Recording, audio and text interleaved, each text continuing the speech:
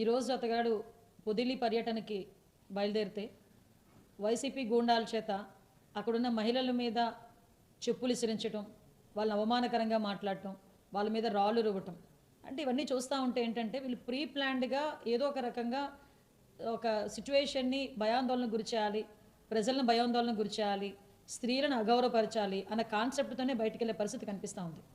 ఎందుకనంటే ఈరోజు ప్రత్యేకంగా చూస్తే పొదిలి పర్యటనలో అతను ఒక పరామర్శకి వెళ్ళాడు, రైతుల పరామర్శకు వెళ్ళాడు. రైతుల పరామర్శకి వెళ్ళేటప్పుడు ఆల్రెడీ ఒక 4 రోజుల నుంచి రాష్ట్రంలో ఉన్న మహిళలందరి గురించి కూడా సాక్షి ఛానల్లో ఏదైతే ఆ కృష్ణంరాజు, కొమ్మినేని శ్రీనివాస్ అనే ఇద్దరు మూర్ఖులు మాట్లాడిన మాటల మీద రాష్ట్రంలో ప్రజల్లో ఉన్న మహిళలందరూ కూడా ఒక రకంగా కోపదృక్కులై ఉన్నారు. ఆ కోపం మీద వీళ్ళందరూ కూడా ఒక నిరసన తెలియజేయడానికి, శాంతియుతంగా నిరసన తెలియజేయడానికి ప్లకార్డులు పట్టుకొని అతని వేకి అడ్డుగా కూడా కాకుండా ఒక సైడ్ నుంచొని ఈ బ్లాక్ బెలూన్స్ అదేవిధంగా ఒక ప్లకార్డ్స్ పట్టుకొని గో బ్యాక్ జగన్ అని చెప్పి నినాదాలు ఇవ్వడం జరిగింది. అక్కడ అతనికి ఏమైనా ఇబ్బంది అవుతుందేమోనని చెప్పి మా డిపార్ట్మెంట్ నుంచి కూడా కొంతమంది పోలీసుల్ని మేము అక్కడ కూడా పెట్టుకోవడం జరిగింది. ఎందుకనంటే మళ్ళీ అతగాడు వెళ్తున్న సమయంలో వీళ్ళు ఏదైనా కొంచెం ముందుకు వచ్చినా కూడా ఇబ్బందులు కలుగుతాయనే ఉద్దేశంతో వాళ్ళు మాకు వచ్చిన రిపోర్ట్ ఏంటంటే వాళ్ళు శాంతియుతంగా చేస్తున్న సందర్భం. జగన్మోహన్ రెడ్డి మూవ్ అయిపోయిన తర్వాత తిరిగి వెనకాతలున్న వైసీపీ గూండాలు ఆ లేడీస్ అందరి మీద కూడా చెప్పులు ఇసిరటం, రాళ్ళు ఇసిరటం, కర్రలు ఇసిరటం, నోటికి వచ్చినట్టు నీచాతి నీచంగా మాట్లాడటం. నిజంగా ఎటువైపు వెళ్ళిపోతుంది ఇది?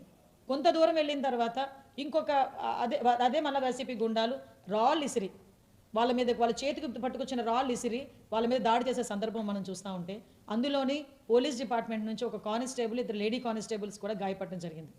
అంటే వీళ్ళ పరిస్థితి ఎలా ఉంది అంటే ఆడవాళ్ళని అవమానించడం, తిరిగి మేము ఏదైనా మాట్లాడితే మా మీద దాడి చేయటం.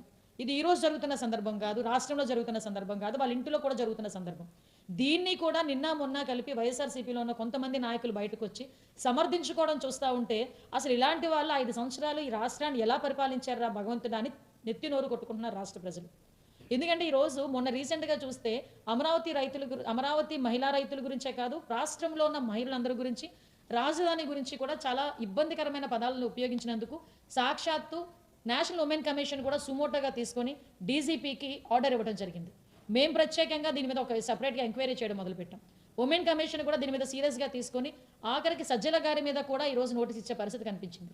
బయటకు వచ్చి అరే తప్పైపోయింది, తప్పు చేశారన్న పదము క్షమించమని చెప్పడం పక్కన పెడితే ఇదే సజ్జల బయటకు వచ్చి వాళ్ళు రాక్షసులు, పిశాచులు, సంకరజాతులు అని చెప్పేసి మహిళల గురించి అంత నీచంగా మాట్లాడితే అని నాకు అర్థం కానిది ఏంటంటే ఆ మహిళలలో మీ భార్యలు ఉన్నారు, మీ ఆడబిడ్డలు ఉన్నారు, మీ చెల్లుళ్ళు ఉన్నారు, మీ అక్కలు ఉన్నారు, అమ్మలు ఉన్నారు. ఎందుకు ఈ రకంగా మాట్లాడుతుంటే కనీసం జగన్మోహన్ రెడ్డి దీని గురించి మాట్లాడట్లేదు అర్థం కావట్లేదు.